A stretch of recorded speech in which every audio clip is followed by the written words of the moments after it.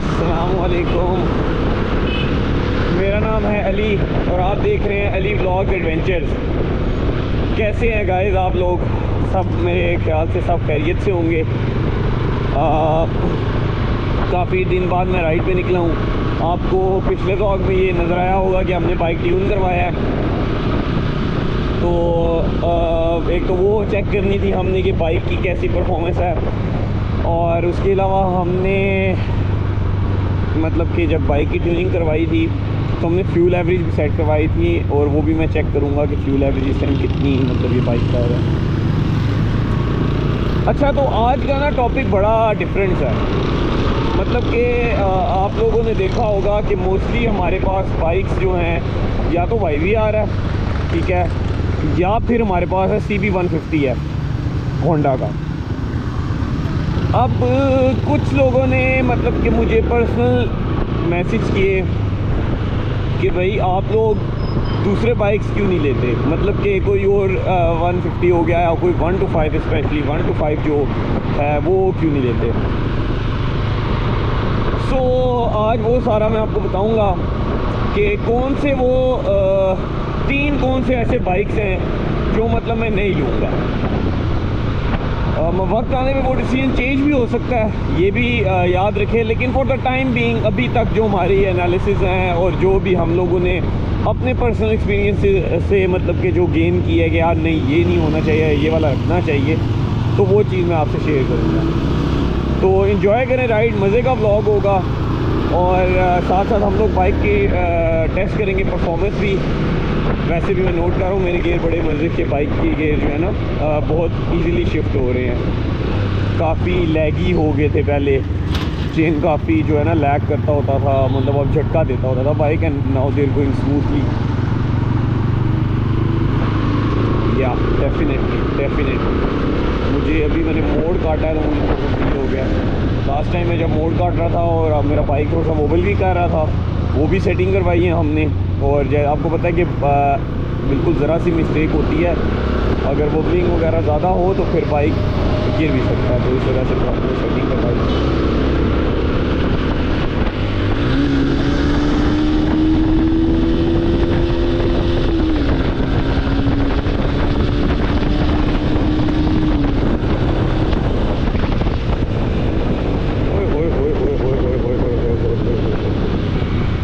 This is the most hit RPM I've ever hit। मतलब कि आज मैंने 11 भी पार किया। नाइस यार, ट्यूनिंग में लगता है ज़्यादा ही अच्छी हो गई है। एनीवेज अभी हम लोग चेक करते हैं इसको। सो गाइज, सबसे पहली जो हमारे लिस्ट में बाइक है ना वो है आप सब के दिलों की जान, जो कि और पूरे पाकिस्तान की जान है। मतलब कि जिसका इंजन कोई ऐसी नस्ल का है कि खुदा की कसम मतलब बंदा कहता है यार ये क्या बला है, मतलब कि वो रुकता ही नहीं है। One and only CG125।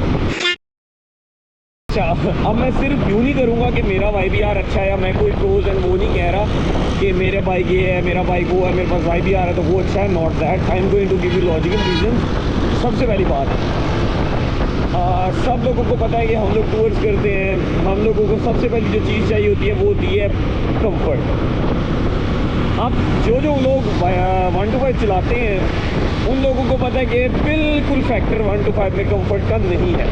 सुना है कि न्यू बाइक में जो 2024 है उसमें थोड़ी सी चेंजेस हुई हैं, मतलब कि सीट वगैरह चेंज की है उन्होंने और डिफरेंट थिंग्स, लेकिन स्टिल वो मतलब कि कह लें कि उसके सस्पेंशन उस तरह की नहीं है कि आप उस पर लॉन्ग टूर करें।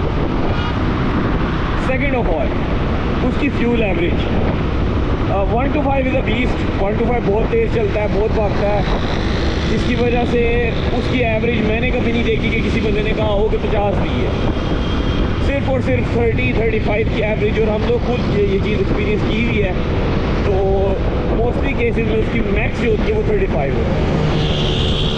अच्छा, तो उसके बाद आ जाता है जी हमारा एक और पॉइंट के 1 to 5 ना अपनी कैटेगरी में बाकी बाइक से पुराना हो गया।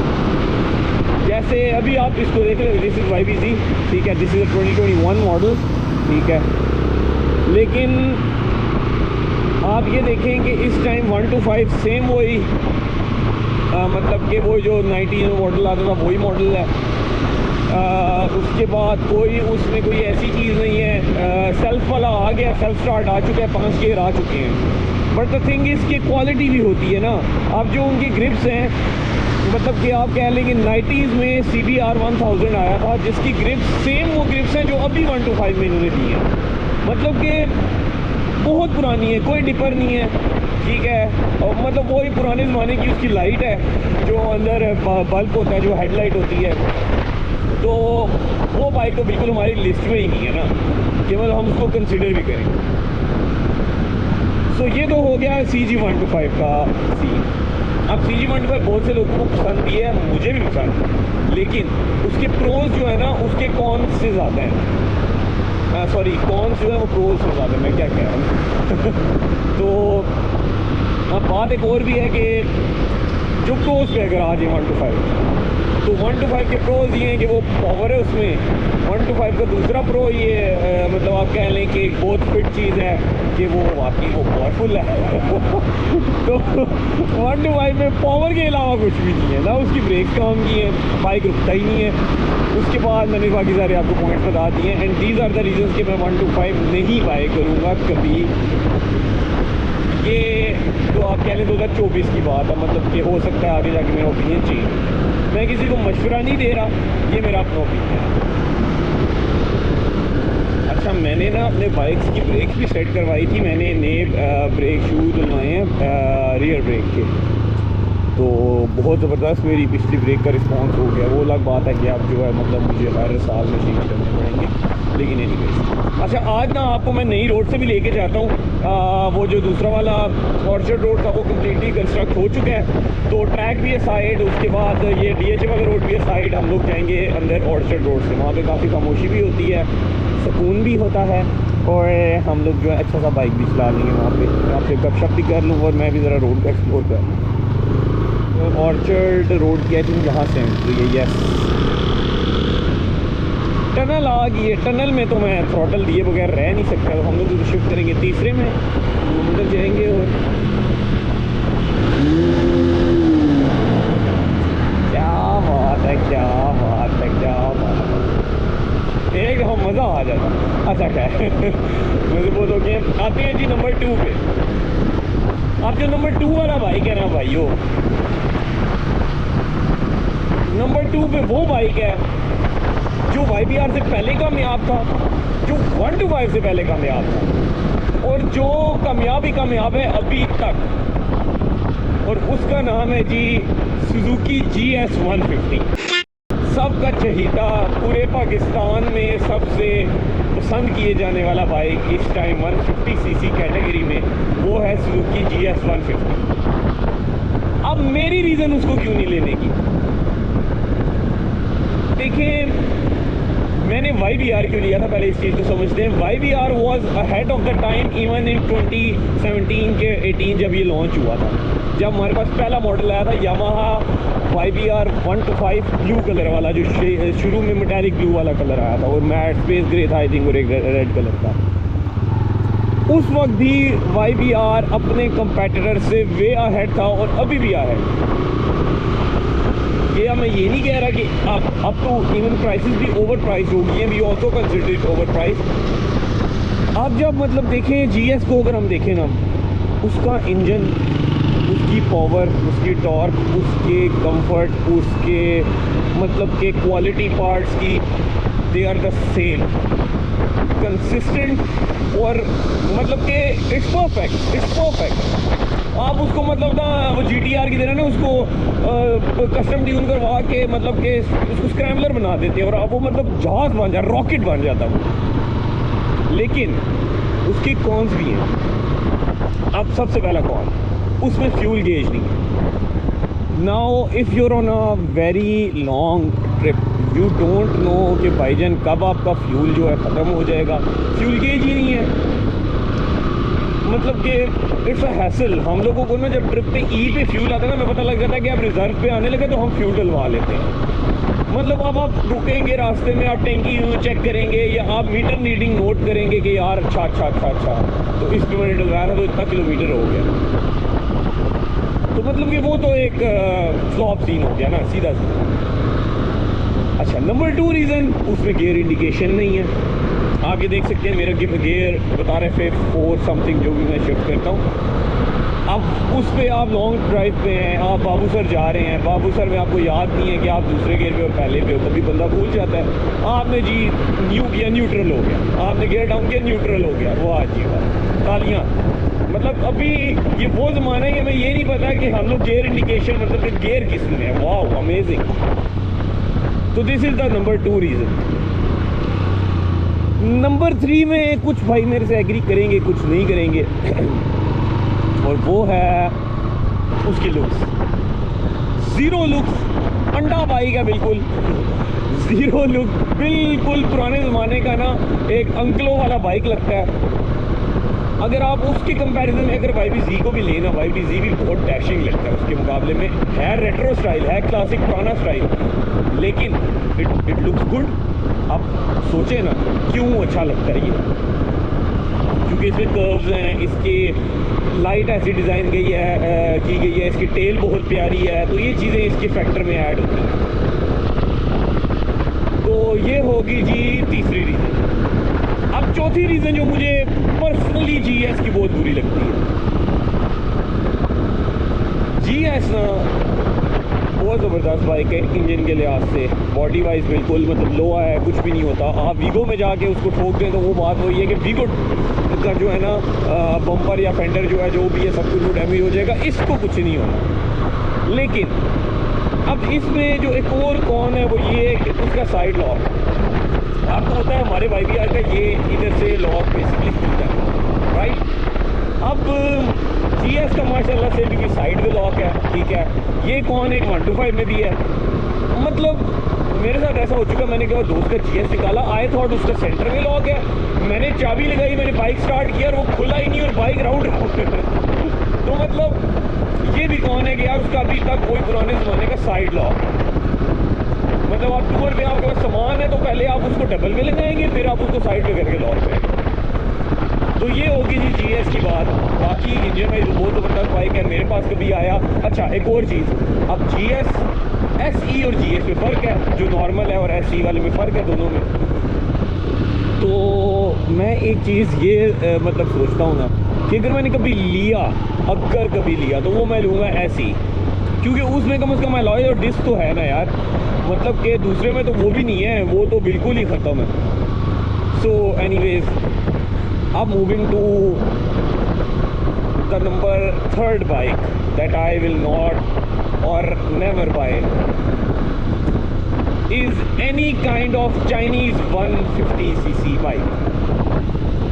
वही सबको पता है कि हम लोग नॉर्मल पाकिस्तान में नहीं रह सकते बड़ा बाइक लेके। मैं यार बच्चा हूँ 21 साल का, मैं हैवी बाइक नहीं अफोर्ड कर सकता, वरना मेरे पास अभी जो है ना मेरे पैसे हो तो मैं जाके 600cc ले आऊँ, जिक्सर ले आऊँ या फिर ले आऊँ यामाहा R6।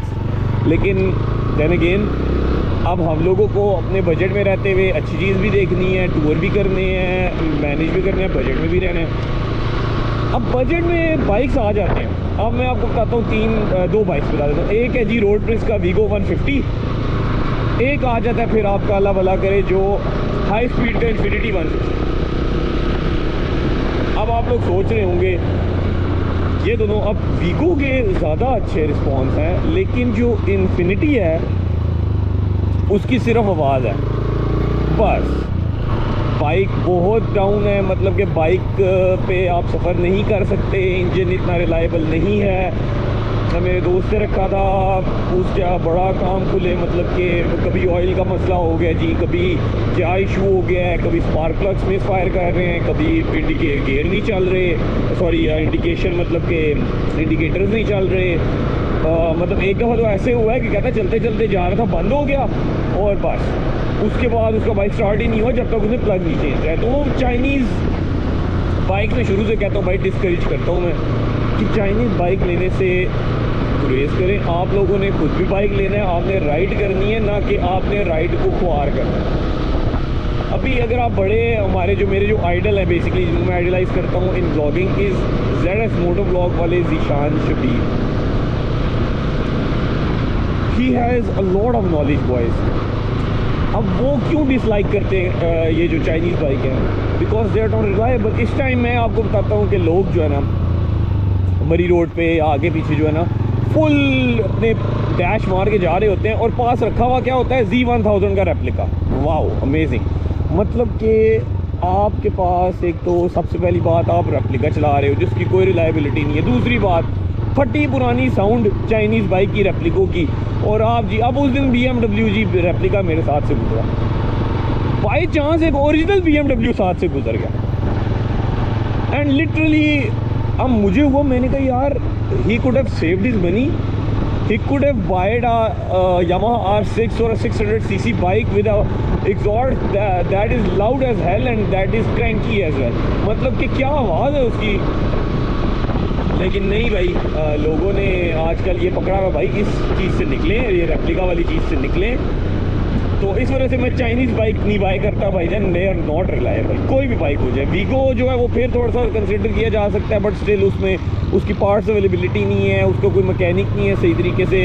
यार अभी तक तो YBR के मैकेनिक नहीं है. इतना अरसा हो गया है मतलब कि आप यकीन जाने जिनसे मैंने जो आपने लास्ट व्लॉग में मेरी ट्यूनिंग व्लॉग देखा होगा ये मेरा लोकल मैकेनिक है.